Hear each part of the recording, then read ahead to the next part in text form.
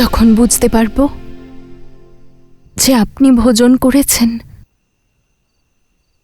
তখনই আমার তৃপ্তি হবে, তখনই আমার ভোজন করার ইচ্ছে হবে। আর্য, আমার চিন্তায় আপনার অভুক্ত থাকার ভাবনাই আমাকে ভীত করে তুলছে। আর্য,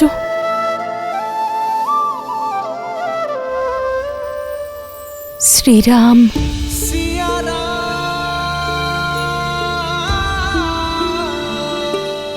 সীতা,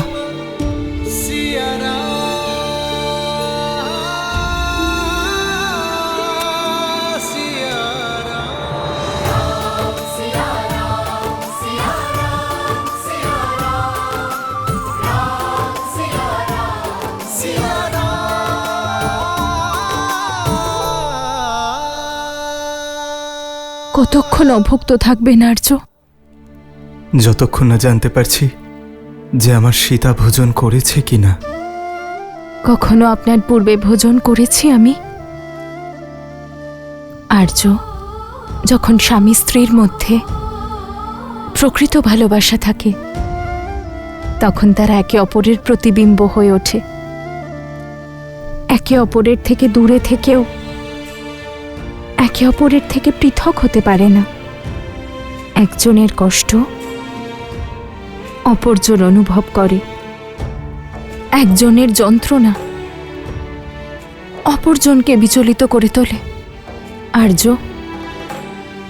যদি আপনি সুখে না থাকেন, জীবিত থাকার উদ্দেশ্য না খোঁজেন, তাহলে আমি সুখের সঙ্গে জীবন কি করে অতিবাহিত করব? আর্য, আমার জন্য, আমার গর্ভে বেড়ে ওঠা সন্তানদের জন্য আপনাকে ভালো থাকতেই হবে আর্য। তাই নিজেকে ক্ষমা করে দিন। নিয়তির এই লিখনকে স্বীকার করে নিন আর্য, আর আমাদের বিচ্ছেদকে এক নতুন সৌভাগ্যের সূচনা মনে করে এগিয়ে চলুন। এই মস্তিষ্ক তোমার বলা সব কথা মানছে সীতা, কিন্তু এই মনের কি করব? যেভাবে আমি আমার সন্তানদের স্বাস্থ্য, ওদের সুখ নিয়ে ভাবছি, সেভাবেই আপনি আপনার সন্তান অযোধ্যার প্রজাদের বিষয়ে ভাবুন আর্য। আপনি অভুক্ত থাকলে ওরা ভালো থাকবে না আর্য।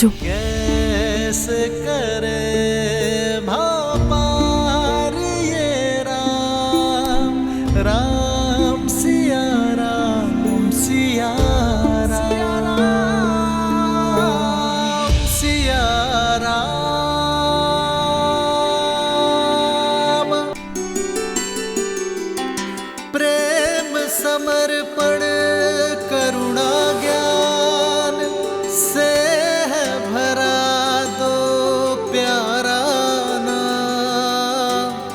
जय सिया राम, जय जय सिया राम, जय सिया राम, जय जय सिया राम।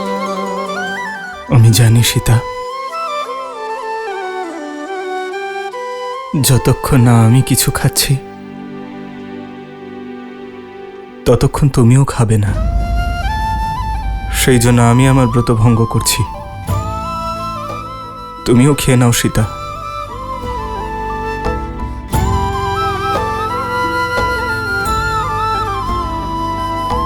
राम सिया राम, सिया राम, जय जय राम। राम सिया राम, सिया राम, जय जय राम।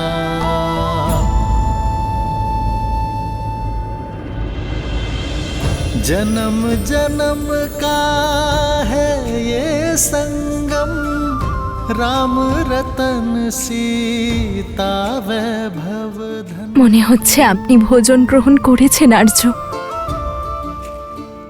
এবার আমিও ভোজন গ্রহণ করতে পারি। एक है पौरुष, एक समर्पण, एक है रूप तो दूजा दर्पण। राम है लोचन, सीता दृष्टि राम है बादल, सीता वृष्टि।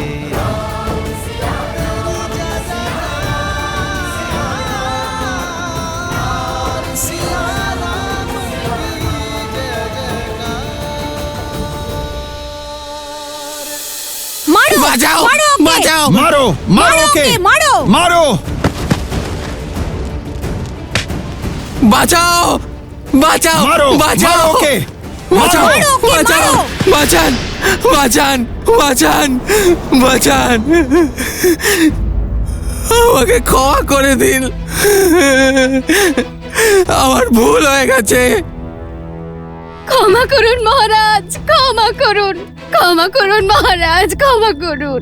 যবে থেকে আপনি মহারানীকে পরিত্যাগ করেছেন তবে থেকে আমার স্বামী আত্মগ্লানিতে দগ্ধে দগ্ধে শেষ হয়ে যাচ্ছে।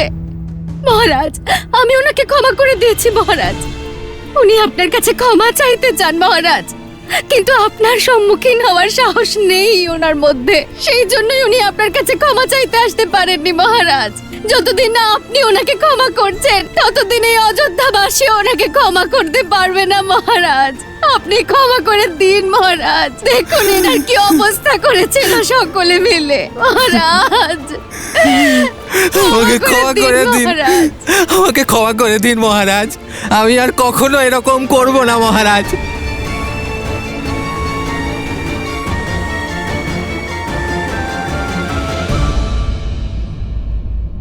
উঠুন দেবী, উঠুন। এই নগরবাসীদের কোনো দোষ নেই, এনারা কোনো দোষ করেননি। আমি জানি মহারাজ, আমি এটারই যোগ্য, আমায় ক্ষমা করে দিন মহারাজ। আমার মতিভ্রম হয়েছিল মহারাজ, আমায় ক্ষমা করে দিন প্রভু, আমায় ক্ষমা করে দিন। আমি তোমাকে ক্ষমা করছি বস্ত্রক, কিন্তু ক্ষমার সঙ্গে সঙ্গে একটি দায়িত্বও আছে। আমি তোমাকে একটি দায়িত্ব দিচ্ছি যে তুমি কেবল তোমার স্ত্রীকে সসম্মানে তোমার জীবনে সম্মিলিত করবে এবং তোমার রাজ্যকে সুরক্ষা প্রদান করবে। এ বিষয়ে খেয়াল রাখবে কেউ যেন কোনো রকম কুপ্রভাবে প্রভাবিত না হয়।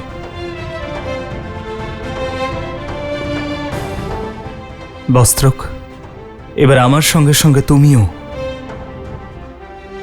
রাজ্যের সেবার দায়িত্ব নেবে। আজ্ঞে আজ্ঞে মহারাজ।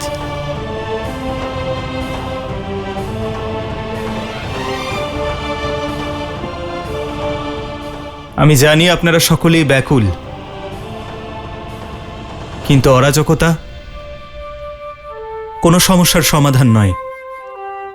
যদি আপনারা কিছু করতেই চান তবে অযোধ্যায় ধর্ম এবং কর্মের পরিকাঠামো তৈরি করতে সহযোগিতা করুন।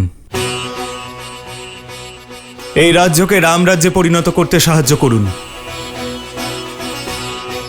বলুন, আমার অযোধ্যার প্রজারা আমাকে সাহায্য করবে? অবশ্যই সাহায্য করব মহারাজ, অবশ্যই সাহায্য করব মহারাজ। মহারাজ, আমরাও আমাদের পক্ষ থেকে পূর্ণ সহায়তা করব। মহারাজ, আপনাকে অনেক ধন্যবাদ। এবার আমি আর কারোর কথায় ভ্রমিত হব না। আমার মনে আছে কোনো ধূর্ত বৃদ্ধ ব্রাহ্মণের ছদ্মবেশে এসে আমায় ভ্রমিত করে চলে গিয়েছিল।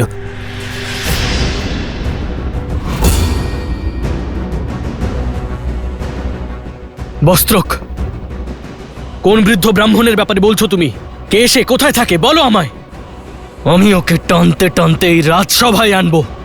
যে আমার বৌঠানকে এইভাবে কালিমা লিপ্ত করেছে, ওকে পাতাল থেকে হলেও টেনে আনবে এই লক্ষণ। লক্ষণ, যে সন্দেহ ছড়িয়েছে তাকে ধরা উচিত হবে কি? অবশ্যই উচিত মহারাজ। এ সেই ব্যক্তি যার কারণে আপনি আমার বৌঠানকে বনবাসে পাঠিয়ে দিয়েছেন। আমাদের সমস্ত পরিবার ভেঙে চুরমার হয়ে গেছে, আর আপনি বলছেন যে এই সত্য জানার পরেও আপনি কিভাবে শান্ত থাকতে পারেন? সেই ব্যক্তি তো তাই চায় যে আমরা শক্তি দিয়ে আমরা ব্যর্থ পরিশ্রম করি। আমরা আমাদের শক্তি কোনো সন্দেহ ছড়িয়ে দেওয়া ব্যক্তিকে ধরার জন্য নয়, বরং নিজেকে এবং রাজ্যকে এত শক্তিশালী করে তোলা উচিত যে ভবিষ্যতে কোনো অপবাদ যেন আমাদের প্রভাবিত না করতে পারে। কিন্তু আমি ওই পাপীকে ঠিক খুঁজে বের করব, যার কারণে আমার বৌঠানকে বনবাসের কষ্ট সহ্য করতে হচ্ছে।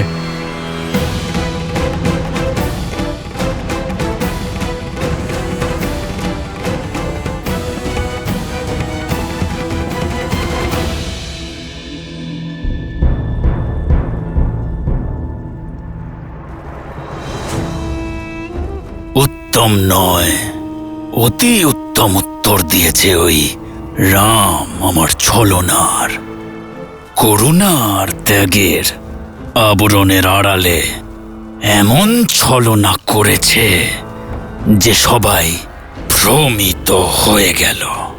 ত্যাগের দুন্দুভি বাজিয়ে আবার অযোধ্যার প্রিয় পাত্র হয়ে উঠল। অত্যন্ত চতুর এই সূর্যবংশীয়, কিন্তু আমিও সহস্রমুখ রাবণ, প্রত্যেক মায়াবিদ্যার মহারথী। শুধু কথাই বলে যাবে নাকি কিছু কাজও করে দেখাবে? ওখানে ধর্মের স্বরূপ শ্রীরাম রামরাজ্য স্থাপন করছে, অনন্তকাল ধরে পূজিত হওয়ার পথ প্রশস্ত করছে, আর এখানে তুমি এক মুহূর্তের জয়ের উৎসব পালন করছো। মূর্খ তুমি, রাক্ষস, শক্তিশালী কিন্তু বুদ্ধিহীন।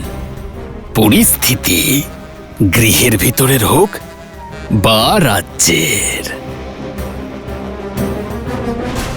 যুদ্ধনীতি সর্বদা বর্তমান পরিস্থিতির ভিত্তিতে রচনা করতে হয়। তাহলে এই পরিস্থিতিতে যুদ্ধ করার জন্য তোমার কাছে কি পরিকল্পনা আছে ভ্রাতা? যাত্রা, নিজের মায়া বলে সীতাকে খোঁজার তীর্থযাত্রা। আর তারপর তাকে খুঁজতে হবে যে আমায় ষড়যন্ত্রে সাহায্য করবে, নিজের প্রাণের আহুতি দিয়ে আমার সফলতার সিঁড়ি হবে। কে?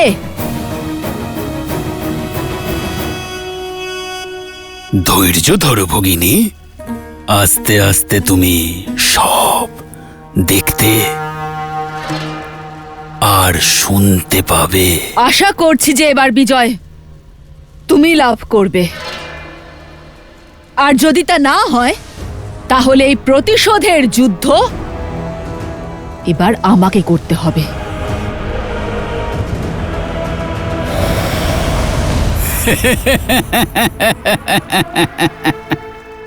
আবেগে আপ্লুত হয়েছে ভগিনী, আবেগে।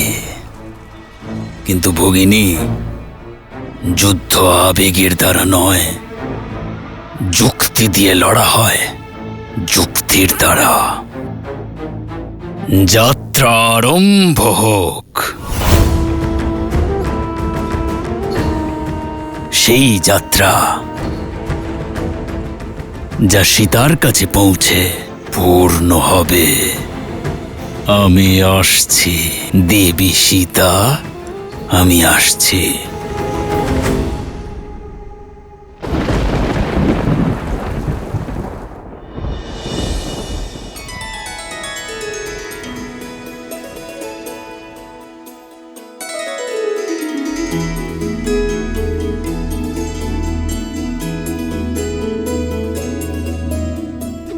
বলতে পারো না, কিন্তু তোমাদের মাতার সব কথা ঠিক শোনো তোমরা দুজন, তাই না? তাহলে চলো, আজ তোমাদের আমার প্রভুর লীলা শোনাই। রাজা রামের সঙ্গে তোমাদের পরিচয় করাই। সেই রাজা রাম, যার বাহুতে যা বল আছে, তার চেয়ে অধিক প্রেম ওনার হৃদয়ে আছে। নিজের প্রজাদের, নিজের পরিবারের থেকেও উপরে স্থান দেন উনি। আর মনে রেখো, চলার পথ যতই কঠিন হোক না কেন, যদি ওনার দেখানো ধর্মের পথে হাঁটো, সমাধান পাবেই।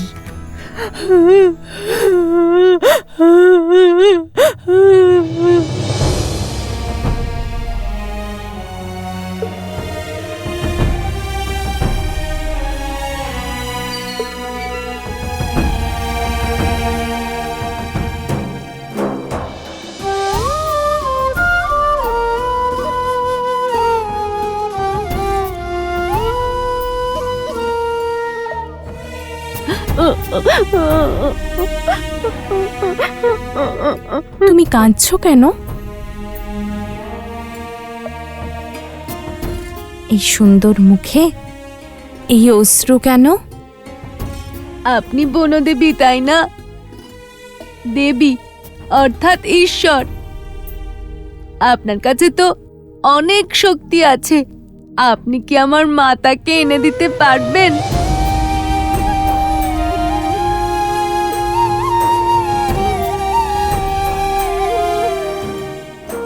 কুমুদিনী,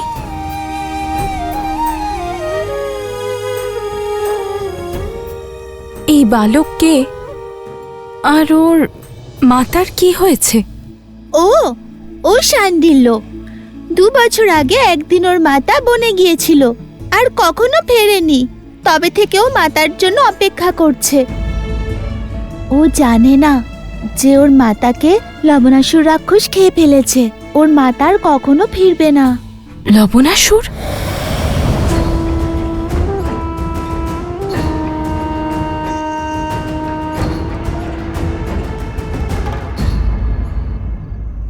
পুত্র অর্জুন, পুত্র পুত্র অর্জুন, তুমি কোথাও যাবে না। তুমি শুনেছো? কোথাও যাবে না তুমি। ক্ষমা করো বোন, আমি নিরুপায়। প্রত্যেক অমাবস্যায় আমাদের গ্রাম থেকে ওই দুষ্ট লবণাসুরকে কাউকে বলি চড়াতেই হয়। এইবার তোমাদের গৃহের পালা। একমাত্র পুত্র আমার, ওর বলিদান কি করে দিয়ে দিই? ওর মৃত্যুতে আমার পুরো বংশ শেষ হয়ে যাবে। প্রভু, কিছু তো করুন। আমি কিচ্ছু করতে পারবো না ভাই, তবু তুমি যখন বলছো আমি চেষ্টা করব। কেউ আছো? এমন কেউ আছো যে এই অর্জুনের পরিবর্তে নিজেকে বলিদান দিতে প্রস্তুত?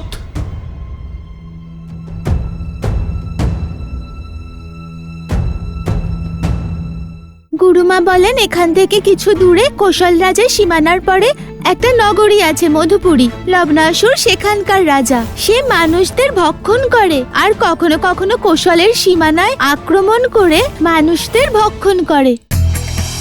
মহাভারতকালে কুরুক্ষেত্র যুদ্ধের সময় দক্ষিণ কৌশলের রাজা বৃহৎবালা অর্জুন পুত্র অভিমন্যুর হাতে বধ হন।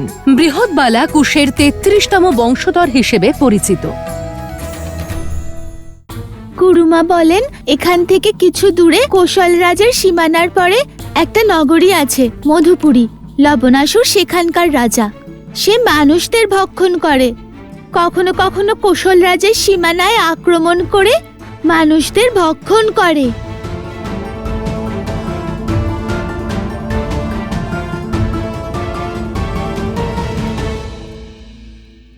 আমার একটু সহায়তা করবে? আমি বলেছিলাম না, চলো পুত্র, আর কোনো উপায় নেই। আমি আছি তো।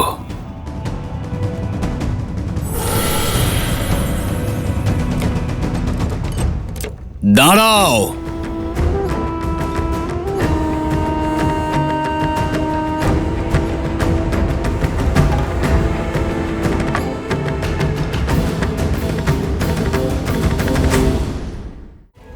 আমাদের সাহায্য করুন, আমাদের গৃহ পুড়ে যাচ্ছে। এসব কি করে হলো গরুমা? মনে হয় লবণাসুর আক্রমণ করেছে। শ্রীরাম, আমার সীতা ঠিক আছে তো? আমি যাচ্ছি।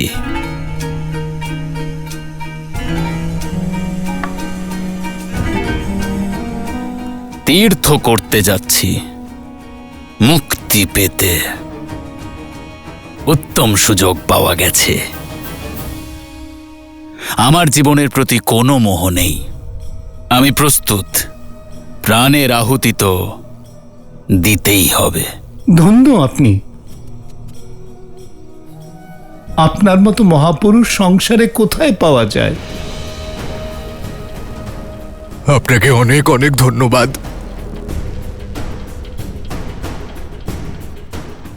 এসো মিত্র।